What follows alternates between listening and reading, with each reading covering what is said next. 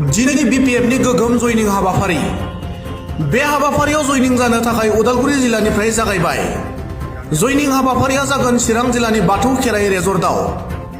नोंथांमोना नुनो मोनदों उदालगुरिनिफ्राय जागायनाय जयनिं जानो फैनाय सुबुंनि कार रेलि जानानै फैनायखौ।